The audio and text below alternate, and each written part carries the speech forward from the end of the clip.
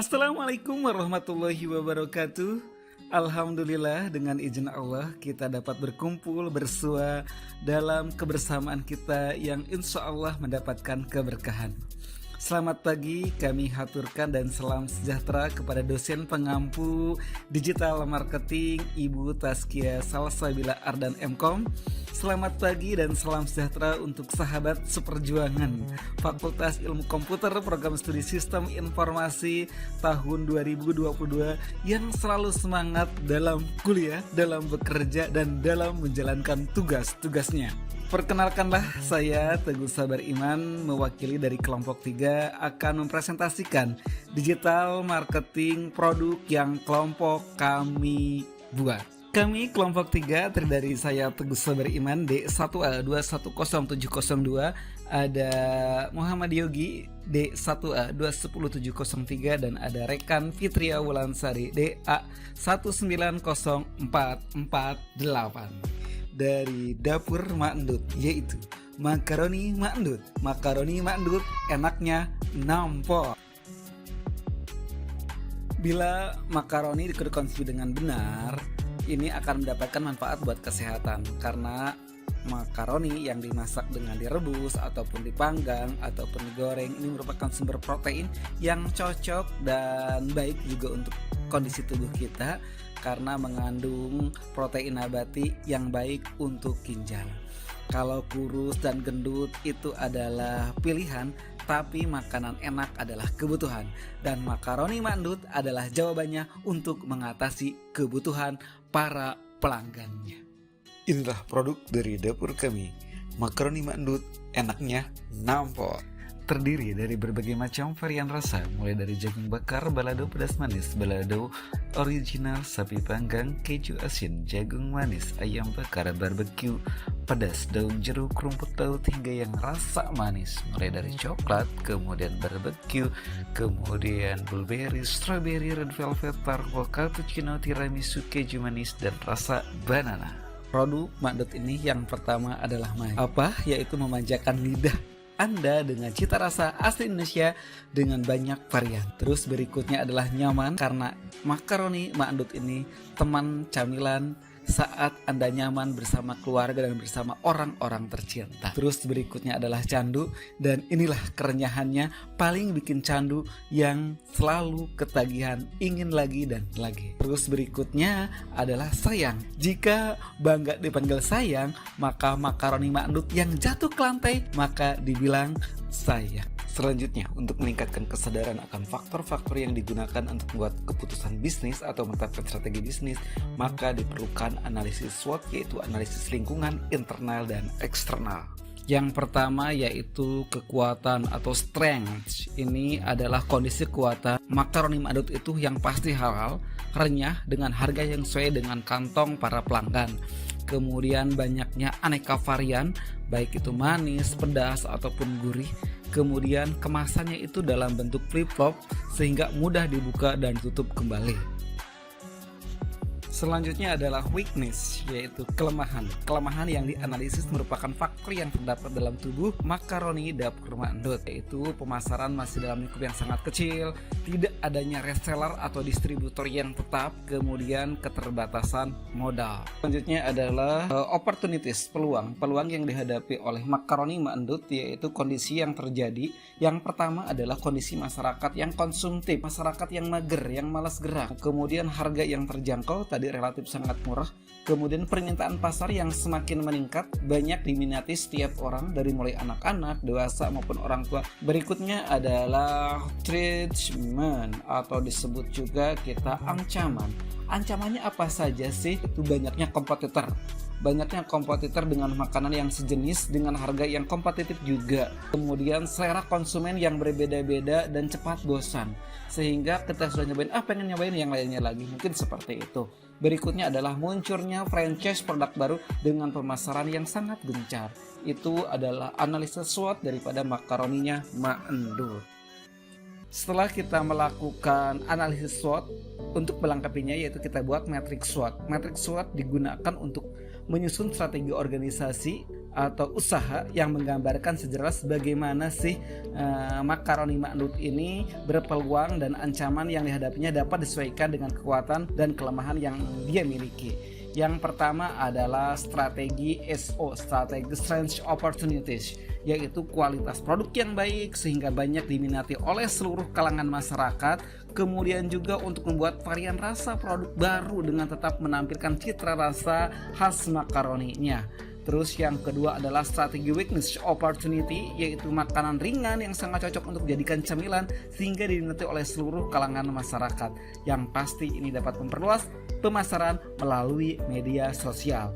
Yang berikutnya adalah strategi Strength Treatment, yaitu mempertahankan kualitas dari harga agar tetap menjadi pilihan konsumen, kemudian juga menjaga hubungan yang baik dengan konsumen. Berikutnya yang keempat yaitu strategi Weakness Treatment, yaitu mengamati produk dari para pesaing, kemudian menjalin hubungan yang baik dengan para supplier, dan yang pasti adalah mengembangkan media promosi agar makaroni itu semakin dikenal oleh banyak orang.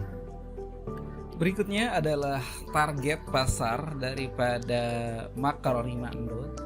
Targetnya yang pertama, kita tidak memilih gender, ini unisex, semua jenis kelamin bisa. Kemudian juga ini plus ke atas, ini kan ada beberapa rasa strawberry, rasa varian yang manis, sehingga untuk anak kecil pun bisa untuk memakan makaroni tersebut. Kemudian ini bagi siapa lagi makaroni, target pasarnya yaitu bagi para pecinta snack atau snack lover. Target pasarnya adalah reseller, yaitu bagi ibu rumah tangga, bagi mahasiswa, atau bagi siapapun yang ingin mencari penghasilan tambahannya bisa menjual kembali. Strategi pemasaran yang dilakukan oleh makaroni Ma'nud yang pertama yaitu smart recommendation, yaitu menggunakan jasa influencer atau konsumen yang berikan testimoni kemudian dia posting di sosial medianya. Terus yang kedua adalah share marketplace, kita sudah meng-share produk kita di Shopee. Terus berikutnya yaitu bundling strategi, yaitu menjual produk dengan produk yang lainnya. Berikutnya adalah communication, ini harus dilakukan komunikasi yang itu dengan para pelanggan, karena pelanggan adalah agen pemasaran kita, sehingga kita menciptakan komunikasi yang baik dengan para pelanggan. Terus berikutnya adalah multi device, yaitu memaksimalkan penggunaan sosial marketing. Terus berikutnya adalah balance scorecard. Balance scorecard ini adalah kita menggunakan aplikasi penjualan untuk mencatat penjualan agar rapi dan tersistem. Tahapan berikutnya yaitu adalah strategi promosi. Strategi promosi yang kita tahu adalah sejumlah kegiatan yang digunakan oleh pembisnis, oleh kita sebagai pengusaha untuk mempengaruhi konsumen, untuk meremarket agar mereka tahu brand kita, agar mereka tahu produk yang kita jual. Strategi tersebut berjalan baik. Yang pertama yaitu kita harus memiliki target. Kita tentukan target pasar yang paling tepat. Berikutnya selain target adalah kita juga harus tetap menggunakan pasar konvensional. Yang terpenting yaitu kita lakukan digital marketing, membuat website yang sudah kita lakukan, kemudian sosial media marketing, dan berikutnya adalah membuat produk kita terasa kekinian, selalu update agar lebih variatif dengan produk-produk kita. Dan yang jangan dilupakan adalah bangun komunikasi yang baik dengan para konsumennya agar mereka dapat mempromosikan produk-produk kita dengan temannya, dengan saudaranya, ataupun dengan yang lainnya, sehingga mereka mau membeli produk kita. Dalam pelaksanaan implementasi digital marketing adalah usaha pemasaran produk dengan memanfaatkan media digital serta jaringan internet dengan kemudahan platform yang terdapat di gawai pintarnya untuk melakukan pemasaran secara digital. Digital marketing yang pertama adalah menentukan target pasar, adalah memilih produk yang tepat. Selanjutnya adalah membangun website. Memang marketplace adalah pilihan yang bagus untuk bisnis, namun situs itu bukan milik kita. Jadi sebaiknya kita membangun web sendiri. Kita memiliki web yang dapat memasarkan produk kita. Tahapan berikutnya adalah membangun media sosial.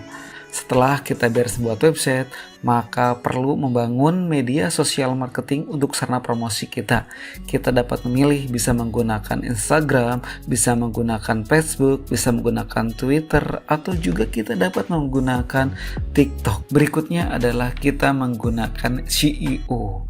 Yang kita tahu bahwa SEO itu dipakai agar saat proses pencarian website kita itu menjadi yang paling atas.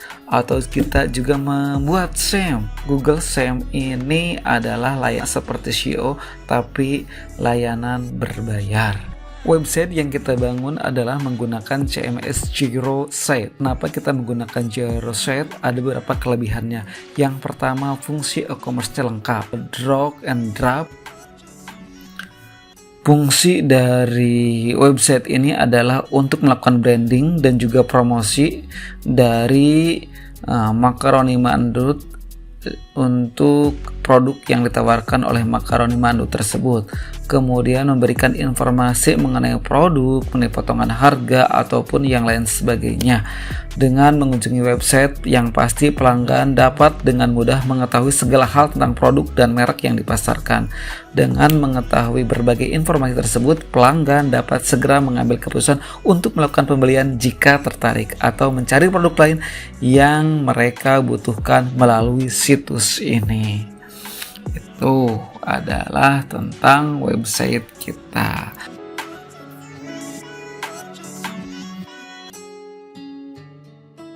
Pemasaran digital seperti kencan. Pertama, jika semua yang kamu lakukan adalah berbicara tentang diri sendiri, tidak akan ada kencan. Yang kedua, konten membangun hubungan dibangun di atas kepercayaan. Kepercayaan akan mendorong pendapatan. Saya ucapkan terima kasih kepada Ibu Taskia, Salsabila, Ardan Mkom, serta rekan-rekan seperjuangan program studi Sistem Informasi. Saya Teguh Sabar Iman. Wassalamualaikum warahmatullahi wabarakatuh.